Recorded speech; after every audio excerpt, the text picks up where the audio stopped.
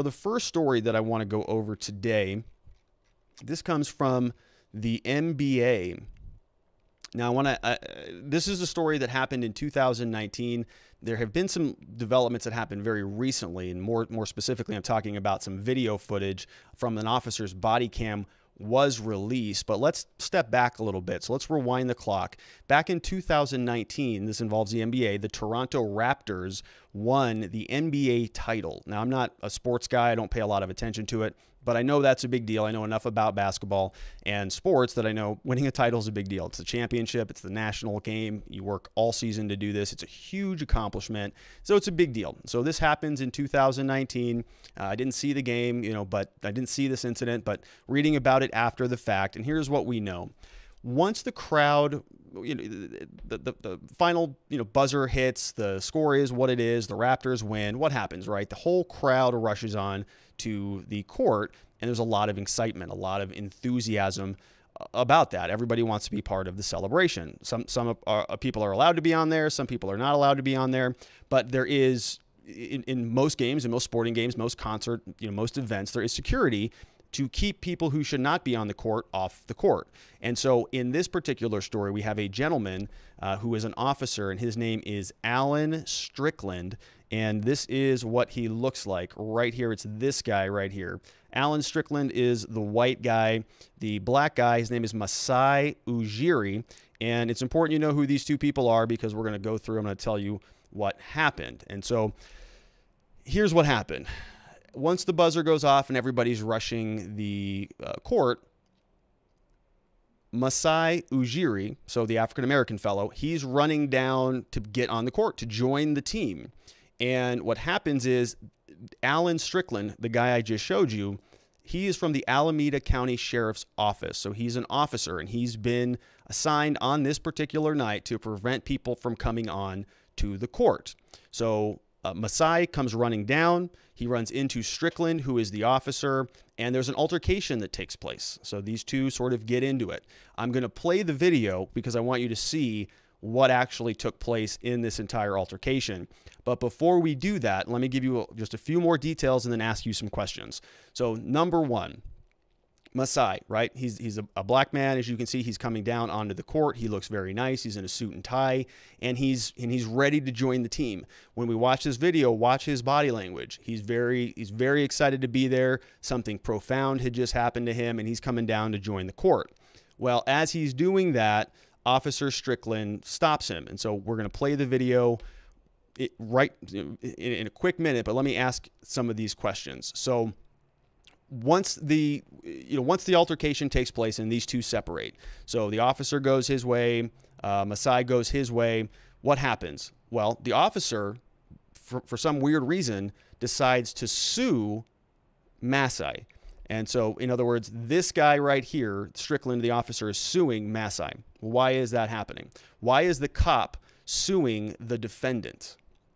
Why is that happening? It almost happens the other way almost every time you think about it. The cops will injure somebody. They'll want to sue the police department because they were injured or their property was broken or something was stolen out of their car when they were arrested. And it's typically the defendant is suing the cop. In this case, the cop is suing the defendant. Well, why is that? Well, here's what was said. So this article comes from, where does this come from? This comes from the Washington Post. Here's what the article says specifically. In a federal lawsuit, let me get to the quote so you can see this. In a federal lawsuit filed in February naming Ujiri, the NBA, and Maple Leaf Sports Entertainment as defendants, Strickland alleged Ujiri assaulted him and that he had suffered injury to his body, health, strength, activity, and person, causing him great mental, emotional, psychological, physical, and nervous pain and suffering. So when we watch this video, that's what I want to ask you.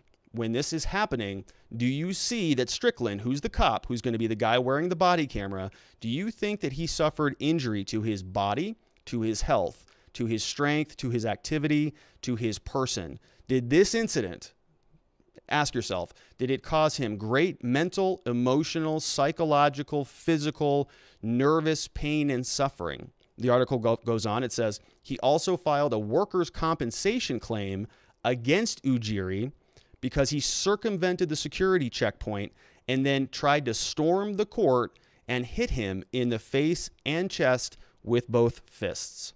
So that's a direct quote from the article and from the complaint. The cop sued Masai and then said all those things. Pain, injury, mental harm, everything's a mess. The guy's a disaster, right? According to his claim in the courts. Well, what actually happened? Let's take a look at this. Let's do a little bit of a play-by-play. If we're talking about the NBA, let's break this down and let's see what actually happened. So I have the video. Ask yourself those questions as we go through it.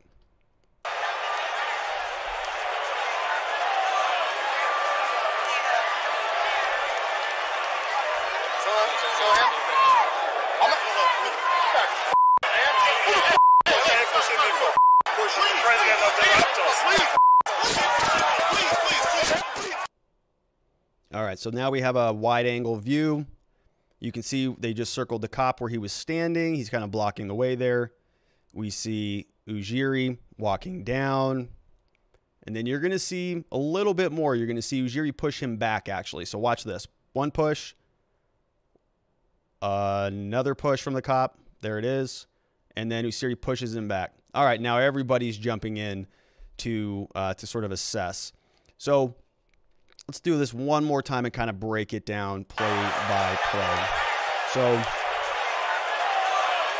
they just won. Golden State Warriors are upset. Here comes Ujiri. Now, if you look at that, when I pause the video, you can see that it's kind of grayed out there. But you can see as he's walking through this, he is actually pulling out his badge. So he should have an all-access pass that he's going to be pulling out and showing the cop. He's sort of fumbling for it right now. So he's pulling it out. This is going to happen very quickly, but you'll see that he actually holds it in his hand.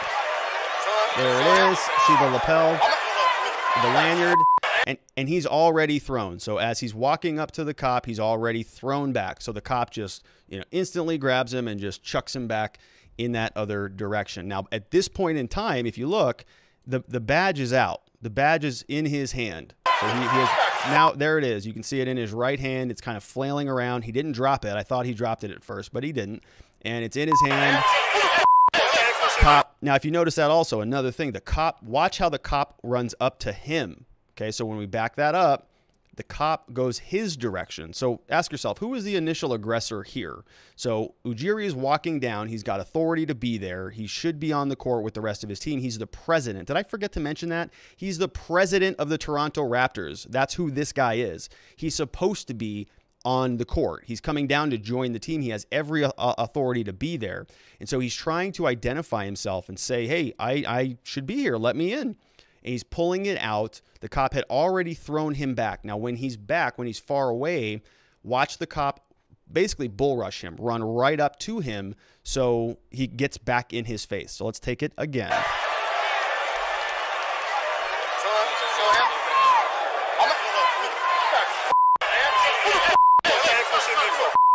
Came up to him, pushes him again. And then it's going to cut. So you can see here, he pushes two pushes from the cop, and when he's coming back, Ujiri pushes him back for the third time. So you'll see. There it is. He's walking right up to him. One push. Watch the officer run up to him. Push him again. Cut. Everybody's grabbing the cop. Hey, we know this guy. Then Ujiri pushes him back. So you watch that. And you have to ask yourself, let's go back to the complaint. Let's go back to the lawsuit.